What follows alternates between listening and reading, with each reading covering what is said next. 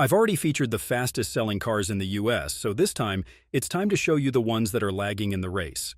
Hello everyone, this is Scott from CarlandTV. It's time to get in the front seat, as you're about to know the slowest selling cars in the US as of September 2024, based on their market day supply. For the record, some of these units are consistent slow sellers, but there are new names that might surprise, so stick around. Before I start, I would really appreciate it if you would push those buttons below. The subscribe button, the notification bell, all of them. I do not require you to do so, but you would make me smile and push me to give you more valuable car-related content on your screen. Now, buckle up and let's get back to the video. 2024 Lincoln Aviator. Let's start this list with the Lincoln Aviator. While the Navigator is doing well in terms of sales, the Aviator does not.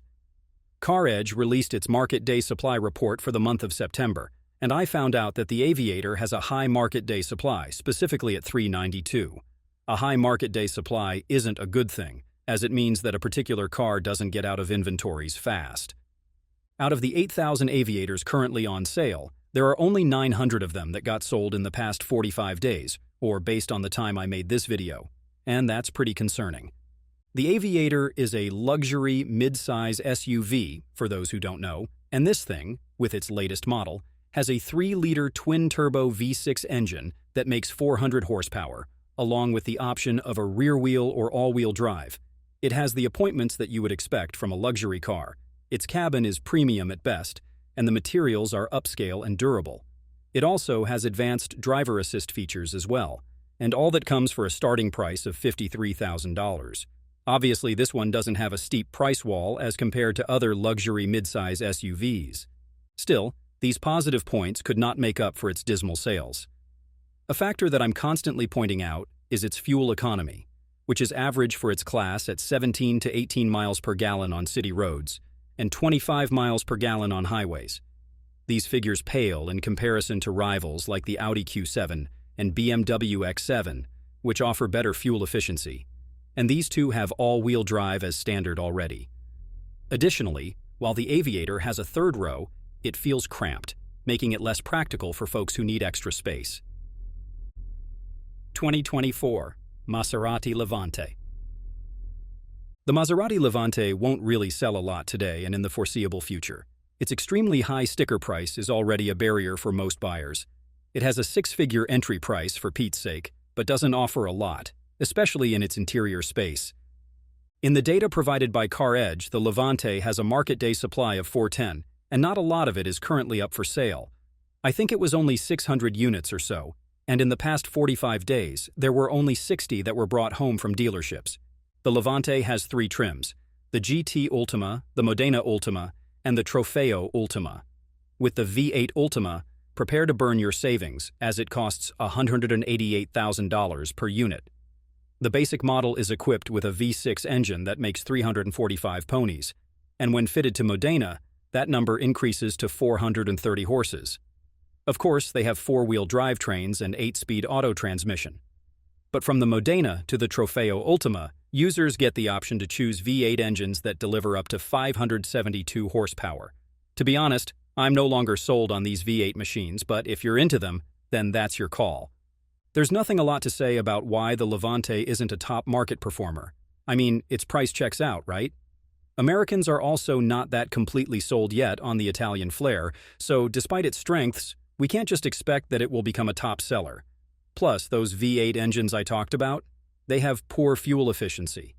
They just achieve 13 miles per gallon in cities and 20 miles per gallon on highways.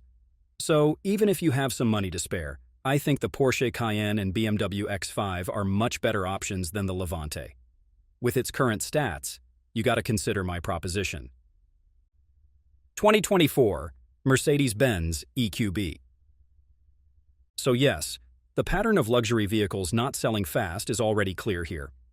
Third on our ranking is the Mercedes-Benz EQB, and this one has a dismal market day supply that indicates its poor sales performance, not only in September, but for the entire year. For this month, its MDS is 427, and it's significantly high and worrisome. A total of 3,500 EQBs are currently on sale, but only 370 of them have sold in the past 45 days. But I guess this is not just about the price, right? Well, for starters, the EQB is a compact electric SUV delivered by Benz for the luxury segment. You can get it in either of its three trims, namely EQB 250 Plus Premium, EQB 300 Premium, and EQB 350 Premium. Depending on the model, the EQB can have an all-electric range of 251 miles, which is convincing. Meanwhile, the top 350 4MATIC outputs up to 288 horsepower. Its starting price is about $54,000, while the highest trim starts at $63,000. Needless to say, these numbers aren't as expensive as other luxury SUVs, but they will still cost you substantially, nonetheless. The specs are good, but the sales are bad. Why is that? Well, I need to emphasize that electric vehicles will be experiencing a stale market this 2024. Their appeal is going lukewarm, with some people saying that they aren't as eco-friendly as what they initially promised. So that's part of the reason why the EQB and the rest of the EV fleet aren't doing well. Next, the EQB has a bit of an underwhelming range compared to its rivals like the Tesla Model Y and Volvo XC40 Recharge, both of which offer more mileage per charge. The long-range Model Y has an all-electric range of 310 miles, while the XC40 covers close to 300 miles. Additionally, its charging speed and performance aren't that impressive either. People buy luxury EVs for their cutting-edge performance, but the EQB decided to be mid, so there's that. I also have to point out that the third row is quite cramped, which could have potentially limited its appeal for larger families. 2024 Jeep Grand Wagoneer. The Jeep Grand Wagoneer has a slump of 2024, doesn't it? I mean, for the past couple of months, this car has been ranking low on the spectrum when it comes to sales.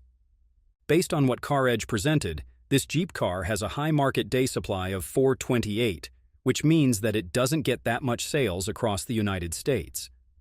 There are only 200 units of Grand Wagoneer currently on sale in the dealerships, but the painful reality is that it only made 200 sales in the past 45 days. That translates to only 10% of Grand Wagoneer that got out of dealerships. In the grand scheme, I don't think that the Jeep Grand Wagoneer is bad. It's a full-size SUV that's aimed at the luxury segment, after all.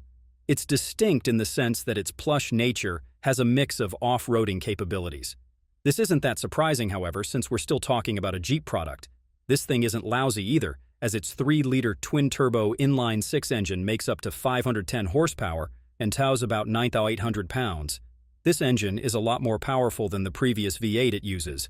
Real-world tests indicate that it can blitz 0 to 60 in under 5 seconds, which is insane for its size. It has 3 rows of seats, leather upholstery as a standard, and a 12-inch central touchscreen to boot. Plus, on its long wheelbase variants, its cargo space extends up to 112 cubic feet, which is insanely roomy. You could have 10 of me inside it, no cap. So why is this a slow-selling vehicle? Well, check its price. Its starting price is about $94,000, while the highest Series 3 Obsidian trim will require you to spend a little over $115,000. Not many people can buy that, and even if they do, they would prefer other known full-size luxury SUVs, like the Cadillac Escalade or Lincoln Navigator. Additionally, the Grand Wagoneer has some quality control issues it has been dealing with, including technological glitches, mechanical problems, and poor dealership experiences reported by buyers. Some consumers even vented their frustration with frequent issues and a lack of reliable after-sales support, which damages its appeal, especially for such a steeply priced car. 2024 Dodge Hornet. According to the data of CarEdge, the Dodge Hornet matches the market day supply of 428. At the time of making this video, the total number of Hornets being sold was only 1,036, and that's contrasting because right now, there are about 15,000 units of this car being sold. Indeed, it's a slow seller. But this is not a new thing. Over the years, the sporty Hornet keeps getting a blow on its sale, and at this point, I'm already wondering why this thing isn't being discontinued yet. Of course, I am not saying that it's entirely a bad car. Its GT and RT trim, for example, promises performance and cutting-edge tech. The GT trim has a 2-liter turbo 4-cylinder engine that makes 268 ponies, while the RT plug-in hybrid trim pairs a 1.3-liter engine with an electric motor for a total of 288 horsepower, with an electric range of about 30 miles or so. Despite the athletic capabilities of the Hornet, it still struggled with its sales. I can make assumptions as to why this is the case. First, its pricing is somewhat steep, especially for its plug-in hybrid variant. Of course, it's not the most expensive out there, but compared to its competitors, like the RAV4 Prime, the Hornet doesn't offer that functionality. Plus, its fuel economy and reliability are both bananas. Moreover, it's not a secret that the interior and handling of the Hornet aren't that great, even in the new models. If you already have driven one, you know by now how it rolls a lot during cornering, which doesn't feel great when you're stuffed in its cramped cabin. So yeah, these factors could have played a role in the poor appeal of the Hornet on the market. And that completes this list. Thanks for sticking to the end. If you enjoyed this video, please hit the like and share buttons. I know it's a chore, but it helps the channel a lot. Until next time, drive safely. Drive safely.